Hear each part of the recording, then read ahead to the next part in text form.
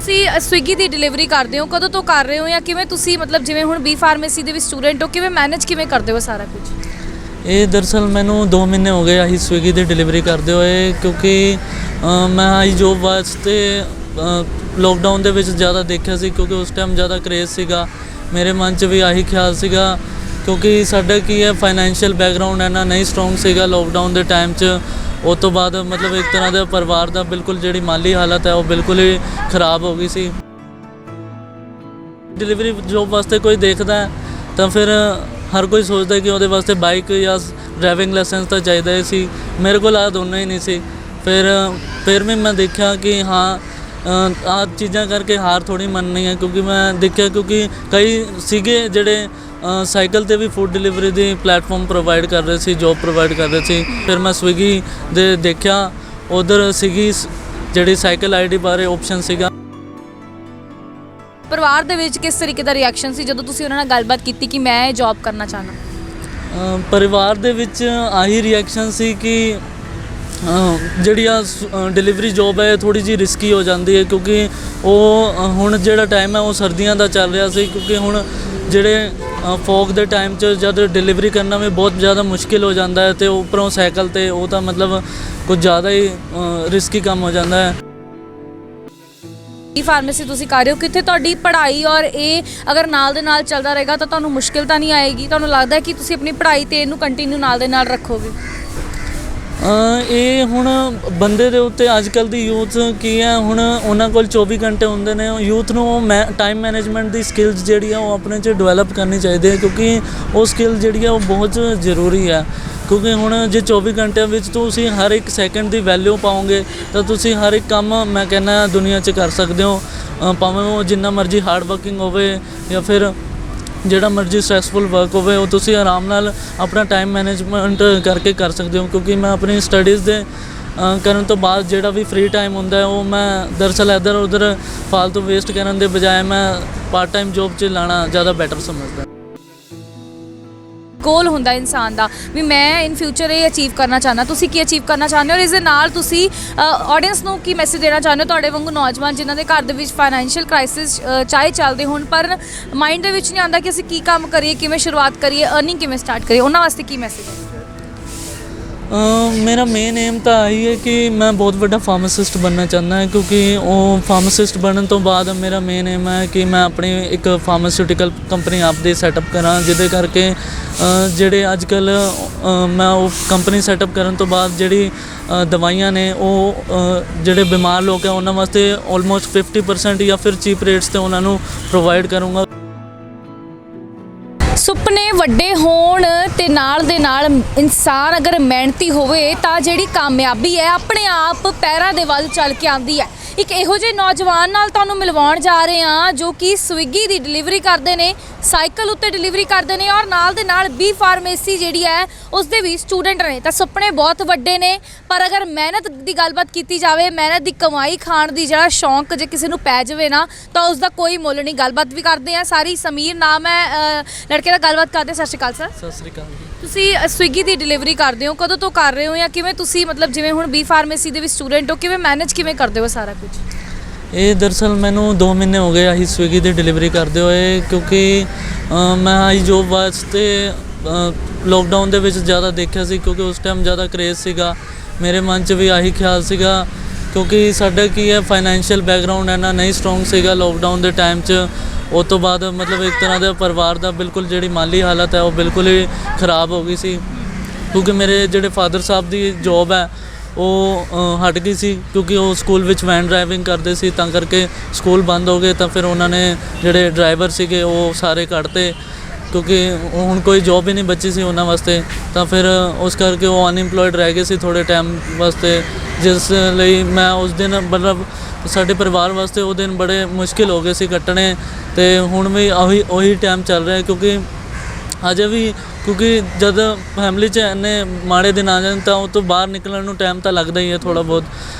ਫਿਰ ਉਸੇ ਦਿਨ ਤੋਂ ਮੈਂ ਉਹੀ ਖਿਆਲ ਆਇਆ ਮੇਰੇ ਮਨ 'ਚ ਕਿ ਜਿਹੜੇ ਮੇਰੇ ਪੇਰੈਂਟਸ ਹੈ ਉਹਨਾਂ ਦੀ ਹੈਲਪ ਕਰਨੀ ਤਾਂ ਮੇਰੀ ਰਿਸਪੋਂਸੀਬਿਲਿਟੀ ਬਣਦੀ ਹੈ, ਕਿਉਂਕਿ ਜੇ ਅਸੀਂ ਉਹਨਾਂ ਦੀ ਜਿਹੜੀ ਔਲਾਦ ਹੋ ਕੇ ਉਹਨਾਂ ਵਾਸਤੇ ਕੁਝ ਕਰ ਨਹੀਂ ਪਾਏ ਤਾਂ ਫਿਰ ਗੱਲ ਹੀ ਕੋਈ ਨਹੀਂ ਰਹਿ ਜਾਂਦੀ, ਕਿਉਂਕਿ ਉਹਨਾਂ ਦਾ ਜਿਹੜਾ ਮੋਢਿਆਂ ਦਾ ਭਾਰ ਹੈ ਉਹ ਤਾਂ ਘਟਾਉਣ ਦਾ ਫਰਜ਼ ਹੈਗਾ ਹੀ ਇੰਨਾ ਕੁ ਸਾਡਾ।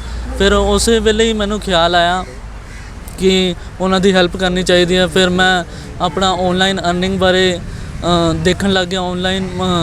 ਫਿਰ ਮੈਂ ਉਹ ਤੋਂ ਥੋੜ੍ਹੇ ਮੋਟੇ ਪੈਸੇ ਇਕੱਠੇ ਕਰਕੇ ਆਪਣਾ ਜਿਹੜੀ ਹੋਰ ਜੋਬ ਵਾਸਤੇ ਦੇਖਣ ਲੱਗ ਗਿਆ। ਫਿਰ ਉਸੇ ਵੇਲੇ ਮੈਨੂੰ ਇਹ ਡਿਲੀਵਰੀ ਜੋਬ ਵਾਸਤੇ ਪਤਾ ਲੱਗਿਆ।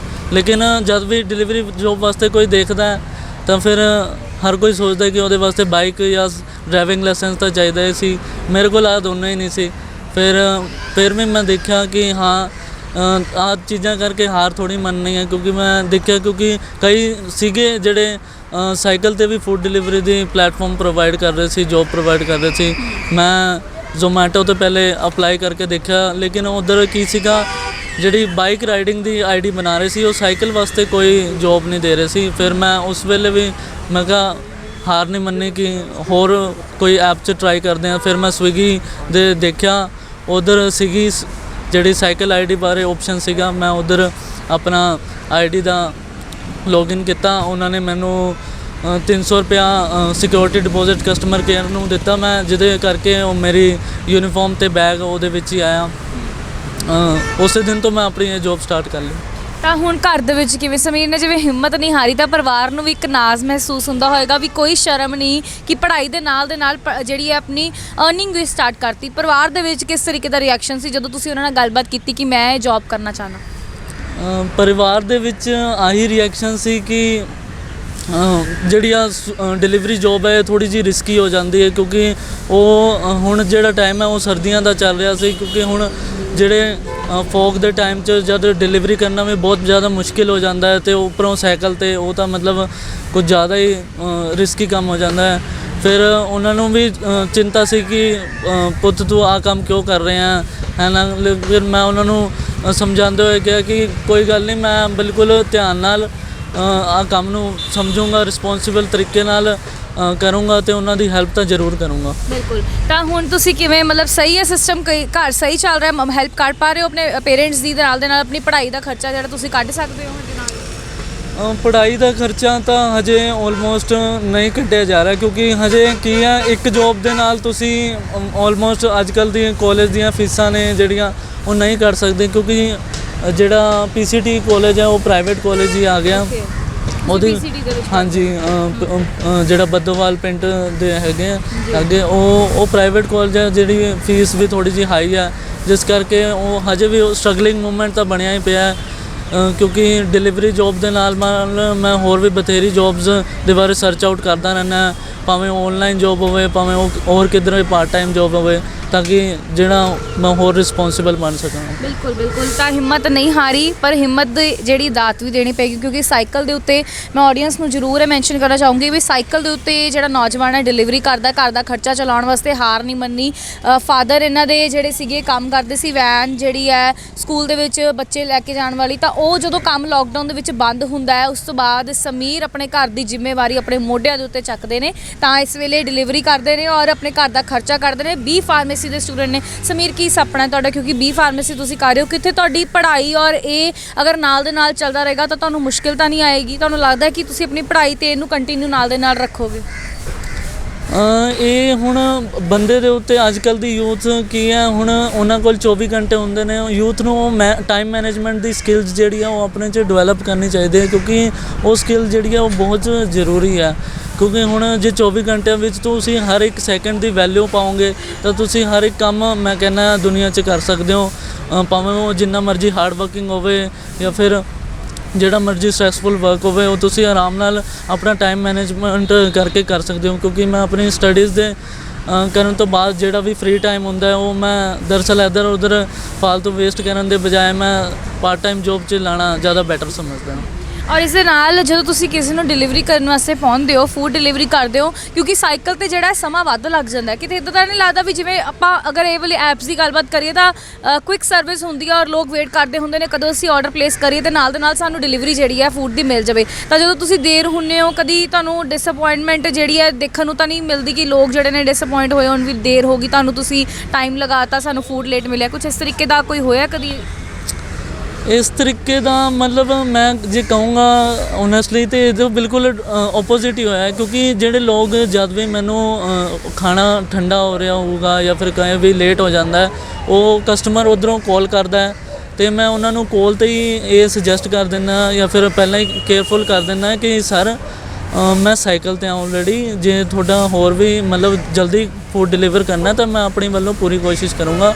ਲੇਕਿਨ ਉਹ ਜਦ ਵੀ ਮੇਰਾ ਸਾਈਕਲ ਤੇ ਉਹ ਜਦ ਸੁਣਦੇ ਨੇ ਤਾਂ ਉਹਨਾਂ ਦਾ ਇੱਕਦਮ ਹੀ ਜਿਹੜਾ ਮਾਈਂਡ ਸੈਟ ਹੈ ਉਹ ਬਿਲਕੁਲ ਚੇਂਜ ਹੋ ਜਾਂਦਾ, ਕਿਉਂਕਿ ਉਹਨਾਂ ਵਾਸਤੇ ਵੀ ਉਹਨਾਂ ਨੂੰ ਵੀ ਪਤਾ ਹੈ ਕਿ ਜਦ ਬੰਦਾ ਇੰਨੀ ਠੰਡ ਦੇ ਵਿੱਚ ਸਾਈਕਲ ਚਲਾ ਕੇ ਸਾਡੇ ਵਾਸਤੇ ਇੰਨੀ ਦੂਰੋਂ ਫੂਡ ਲੈ ਕੇ ਆ ਰਿਹਾ ਤਾਂ ਉਹਨੂੰ ਉਹ ਕ੍ਰਿਟੀਸਾਈਜ਼ ਕਰਨ ਦੇ ਬਜਾਏ ਹੋਰ ਕੌਨਫੀਡੈਂਸ ਦਿੰਦੇ ਨੇ। ਉਹ ਕਹਿੰਦੇ ਨੇ ਕੋਈ ਗੱਲ ਨਹੀਂ ਪੁੱਤਰ, ਜਿੰਨਾ ਮਰਜ਼ੀ ਟਾਈਮ ਲੱਗੇ ਤੁਸੀਂ ਧਿਆਨ ਨਾਲ ਆਪਣਾ ਆਰਡਰ ਡਿਲੀਵਰ। ਲੋਕਾਂ ਦੀ ਅੱਛਾਈ ਵੀ ਇੱਥੇ ਦੇਖਣ ਨੂੰ ਮਿਲਦੀ ਹੈ ਜਦੋਂ ਉਹਨਾਂ ਨੂੰ ਪਤਾ ਲੱਗਦਾ ਕਿ ਤੁਸੀਂ ਸਾਈਕਲ ਤੇ ਡਿਲੀਵਰੀ ਕਰਨ ਆ ਰਹੇ ਹੋ। ਇਸ ਦੇ ਨਾਲ ਤੁਸੀਂ ਕੀ ਮੈਸੇਜ ਦੇਣਾ ਚਾਹੁੰਦੇ ਹੋ ਐਟ ਦਾ ਲਾਸਟ, ਔਰ ਕੀ ਤੁਹਾਡੇ ਸੁਪਨੇ ਨੇ ਵੀ ਤੁਸੀਂ ਉਹਨਾਂ ਨੂੰ ਅਚੀਵ ਕਰਨਾ ਚਾਹੀਏ? ਇੱਕ ਗੋਲ ਹੁੰਦਾ ਇਨਸਾਨ ਦਾ ਵੀ ਮੈਂ ਇਨ ਫਿਊਚਰ ਇਹ ਅਚੀਵ ਕਰਨਾ ਚਾਹੁੰਦਾ, ਤੁਸੀਂ ਕੀ ਅਚੀਵ ਕਰਨਾ ਚਾਹੁੰਦੇ ਹੋ? ਔਰ ਇਸ ਦੇ ਨਾਲ ਤੁਸੀਂ ਆਡੀਅנס ਨੂੰ ਕੀ ਮੈਸੇਜ ਦੇਣਾ ਚਾਹੁੰਦੇ ਹੋ, ਤੁਹਾਡੇ ਵਾਂਗੂ ਨੌਜਵਾਨ ਜਿਨ੍ਹਾਂ ਦੇ ਘਰ ਦੇ ਵਿੱਚ ਫਾਈਨੈਂਸ਼ੀਅਲ ਕ੍ਰਾਈਸਿਸ ਚਾਹੇ ਚੱਲਦੇ ਹੋਣ ਪਰ ਮਾਈਂਡ ਦੇ ਵਿੱਚ ਨਹੀਂ ਆਉਂਦਾ ਕਿ ਅਸੀਂ ਕੀ ਕੰਮ ਕਰੀਏ, ਕਿਵੇਂ ਸ਼ੁਰੂਆਤ ਕਰੀਏ, ਅਰਨਿੰਗ ਕਿਵੇਂ ਸਟਾਰਟ ਕਰੀਏ, ਉਹਨਾਂ ਵਾਸਤੇ ਕੀ ਮੈਸੇਜ ਹੈ? ਮੇਰਾ ਮੇਨ ਏਮ ਤਾਂ ਆਹੀ ਹੈ ਕਿ ਮੈਂ ਬਹੁਤ ਵੱਡਾ ਫਾਰਮਾਸਿਸਟ ਬਣਨਾ ਚਾਹੁੰਦਾ ਹਾਂ, ਕਿਉਂਕਿ ਉਹ ਫਾਰਮਾਸਿਸਟ ਬਣਨ ਤੋਂ ਬਾਅਦ ਮੇਰਾ ਮੇਨ ਏਮ ਹੈ ਕਿ ਮੈਂ ਆਪਣੀ ਇੱਕ ਫਾਰਮਾਸਿਊਟੀਕਲ ਕੰਪਨੀ ਆਪਦੀ ਸੈਟਅਪ ਕਰਾਂ, ਜਿਹਦੇ ਕਰਕੇ ਜਿਹੜੇ ਅੱਜ ਕੱਲ੍ਹ ਮੈਂ ਉਹ ਕੰਪਨੀ ਸੈਟਅਪ ਕਰਨ ਤੋਂ ਬਾਅਦ ਜਿਹੜੀ ਦਵਾਈਆਂ ਨੇ ਉਹ ਜਿਹੜੇ ਬਿਮਾਰ ਲੋਕ ਹੈ ਉਹਨਾਂ ਵਾਸਤੇ ਆਲਮੋਸਟ 50% ਜਾਂ ਫਿਰ ਚੀਪ ਰੇਟਸ 'ਤੇ ਉਹਨਾਂ ਨੂੰ ਪ੍ਰੋਵਾਈਡ ਕਰੂੰਗਾ। ਕਿਉਂਕਿ ਅੱਜ ਕੱਲ੍ਹ ਕੀ ਹੋ ਗਿਆ, ਬਾਕੀ ਚੀਜ਼ਾਂ ਤਾਂ ਮਹਿੰਗੀਆਂ ਹੋ ਹੀ ਗਈਆਂ, ਜਿਹੜੀ ਦਵਾਈਆਂ ਹੈ ਜਿਹੜੀ ਲੋਕਾਂ ਨੂੰ ਵੈਸੇ ਹੀ ਬਹੁਤ ਜ਼ਰੂਰੀ ਹੈ ਅੱਜ ਦੇ ਵੇਲੇ, ਉਹ ਵੀ ਬਹੁਤ ਜ਼ਿਆਦਾ ਹਾਈ ਰੇਟ ਹੋ ਗਿਆ ਉਹਨਾਂ ਦਾ, ਜਿਹਦੇ ਕਰਕੇ ਬੜੇ ਲੋਕ ਕੀ ਹੈ ਉਹ ਆਪਰੇਸ਼ਨ ਡਾਕਟਰਾਂ ਦਾ ਖਰਚਾ ਤਾਂ ਚੱਕਦੇ ਹੀ ਚੱਕਦੇ ਨੇ, ਦਵਾਈਆਂ ਦਾ ਵੀ ਲੱਖਾਂ ਦਾ ਖਰਚਾ ਚੱਕਦੇ ਨੇ, ਜਿਹੜੇ ਕਿ ਮੇਰੇ ਤੋਂ ਬਿਲਕੁਲ ਵੀ ਨਹੀਂ ਦੇਖਿਆ ਜਾਂਦਾ। ਤੇ ਉਹਨਾਂ ਦੀ ਹੈਲਪ ਕਰਨ ਦਾ ਮਨ 'ਚ ਖਿਆਲ ਜ਼ਰੂਰ ਰਹਿੰਦਾ ਕਿ ਉਹਨਾਂ ਵਾਸਤੇ ਤਾਂ ਮੈਂ ਇੱਕ ਡੈਡੀਕੇਟਿਡ ਕਰਾਂ ਆਪਣੀ ਫੀਲਡ ਨੂੰ, ਕਿਉਂਕਿ ਮੇਰਾ ਸਾਇੰਸ ਦੇ ਵਿੱਚ ਇੰਟਰਸਟ ਸੀਗਾ ਤੇ ਮੈਂ ਉਹਨਾਂ ਵਾਸਤੇ ਹੀ ਸੋਚਦਾ ਕਿ ਮੈਂ ਉਹਨਾਂ ਵਾਸਤੇ ਹੀ ਸਭ ਕੁਝ ਕਰੂੰ ਤੇ ਆਪਣੇ ਪੇਰੈਂਟਸ ਨੂੰ ਪ੍ਰਾਊਡ ਫੀਲ ਕਰਾਵਾਂ। ਬਹੁਤ ਬਹੁਤ ਧੰਨਵਾਦ ਸਮੀਰ, ਬਹੁਤ ਵਧੀਆ ਸੋਚ ਤੁਸੀਂ ਰੱਖੀ ਹੋਈ ਹੈ। ਹੋਪ ਤੁਸੀਂ ਆਪਣੇ ਸੁਪਨੇ ਨੂੰ ਸਾਕਾਰ ਕਰਨ ਦੇ ਵਿੱਚ ਜਲਦ ਹੀ ਕਾਮਯਾਬ ਹੋਵੋ। ਤਾਂ ਇਹ ਜਿਹੜੇ ਨੇ ਕੰਪਨੀ ਦੇ ਮਾਲਕ ਜਿਹੜੇ ਆਪਣੀ ਸੋਚ ਦੇ ਵਿੱਚ ਬਣੇ ਨੇ, ਜ਼ਰੂਰ ਜਿਹੜਾ ਕਿ ਅਗਰ ਕੋਈ ਠਾਣ ਲਵੇ ਲਾਈਫ ਦੇ ਵਿੱਚ ਕਿ ਮੈਂ ਇਸ ਤਰੀਕੇ ਦੇ ਨਾਲ ਲੋਕਾਂ ਦੀ ਮਦਦ ਕਰਨੀ ਹੈ ਜਾਂ ਦਵਾਈਆਂ ਜਿਹੜੀਆਂ ਨੇ ਸਸਤੀਆਂ ਰੇਟਾਂ ਦੇ ਉੱਤੇ ਬਣਾਉਣੀਆਂ ਨੇ, ਲੋਕਾਂ ਦੀ ਮਦਦ ਸੋਚਣਾ ਸੀ ਤਾਂ ਰੱਬ ਜਿਹੜਾ ਆਪਣੇ ਆਪ ਹੀ ਮਦਦ ਕਰਨ ਵਾਸਤੇ ਅੱਗੇ ਜ਼ਰੂਰ ਆਉਂਦਾ ਹੈ। ਤਾਂ ਇੱਦਾਂ ਦੀ ਹੋਰ ਵਧੇਰੀ ਵੀਡੀਓਜ਼ ਲਈ ਤੁਸੀਂ ਦੇਖਦੇ ਰਹੋ ਲੁਧਿਆਣਾ ਟਾਈਮਸ। ਕੈਮਰਾਮੈਨ ਸਤਵੰਤ ਮਠਾੜੂ ਦੇ ਨਾਲ ਮੈਂ ਪ੍ਰਬਲੀਨ ਕੌਰ।